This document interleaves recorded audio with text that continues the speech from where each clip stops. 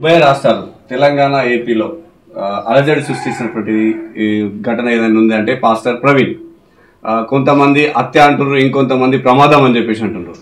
ముఖ్యంగా కొంతమంది కారణం హిందువులే ఇది కారణం అని చెప్పేసి అంటున్నారు. కానీ ఇటీవల తెలిసింది ఏంటి అంటే రోడ్డు ప్రమాదం అంటే అతను మద్యం సేవించి నడపడం వల్ల జరిగిందని చెప్పేసి కూడా కొన్ని వీడియోస్ అనేటువంటి బయటకు వచ్చినాయి. దీనిపైన మీ అభిప్రాయం ఏంటి? ఉభయ తెలుగు రాష్ట్రాలలో ఈ పాస్టర్ ప్రవీణ్ మరణం సంచలనం సృష్టించిన మాట వాస్తవం. అయితే దీని మీద కొన్ని మైనార్టీ మత సంస్థలు అని మైనార్టీ మత పెద్దలు కానీ హిందూ సంస్థలను బదనాం చేయడం మొదలుపెట్టినాయి. అతను ఇంతకుముందు సీతాదేవిని అవమానిస్తూ వ్యాఖ్యలు చేసినా కూడా, రాముని అవమానిస్తూ వ్యాఖ్యలు చేసినా కూడా, హిందూ ధర్మాన్ని కించపరుస్తూ మాట్లాడినా కూడా ఎవరు పట్టించుకోని వాళ్ళు ఇవాళ అతన్ని మరణాన్ని రాజకీయం చేసే ఉద్దేశంతో హిందూ సంస్థలను హిందువులను బదనాం చేయాలని చెప్పి చాలా చూస్తున్నాయి కూడా. అయితే ఈ మధ్యలో అక్కడ ఆంధ్రప్రదేశ్ రాష్ట్రము ప్రవీణ్ మరణం గురించి విచారణ జరుపుతూ అక్కడ ట్రాఫిక్ ఎస్ఐ ఇచ్చిన సమాచారం ప్రకారము ఇది హత్య కాదు, అతను మద్యం సేవించి చనిపోయాడన్న వాస్తవం బయటకు వచ్చింది.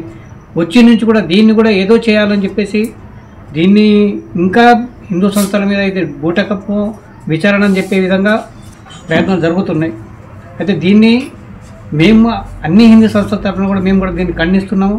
ఖచ్చితంగా ఇది ఆయన యాక్సిడెంట్ ద్వారా మద్యం సేవించడం ద్వారా జరిగిన మరణం తప్ప వేరే కాదు. అది ఈ విషయం లోపల కూడా హిందూ సంస్థలన్నీ ఐక్యంగా ఉన్నాయి.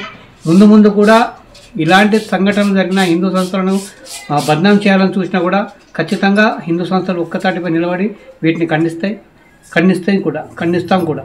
మరి ఎందుకు మరి హిందూ దేవీ దేవతలపైన మరి వీళ్ళు ఎక్కువగా మాటలతో కానీ అనేక రకాలుగా ఇప్పుడు హైదరాబాద్లో సంఘటనలు జరిగిన టెంపుల్ దేవాలయాల దాడి ఎందుకు జరుగుతున్నాయి? మరి ఈ ఇయర్లోనే ఎక్కువగా జరుగుతున్నాయి. గతంలో వరంగల్లో పూజారి హత్య అనుకోండి.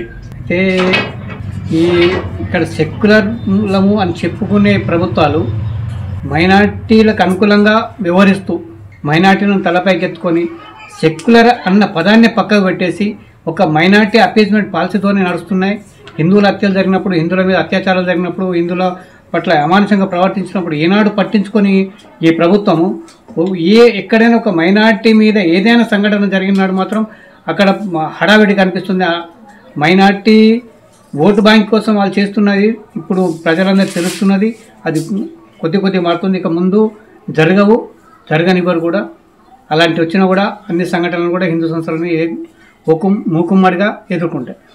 గో సంరక్షణ చేస్తున్నటువంటి వారిపైన కేసులు అవుతున్నాయి. పట్టుకొని పోలీసులకు సమాచారం ఇచ్చినా కానీ వాళ్ళ మీదనే కేసులు చేస్తున్నటువంటి సంఘటనలు కూడా ఇటీవల బాగా వినబడుతున్నాయి.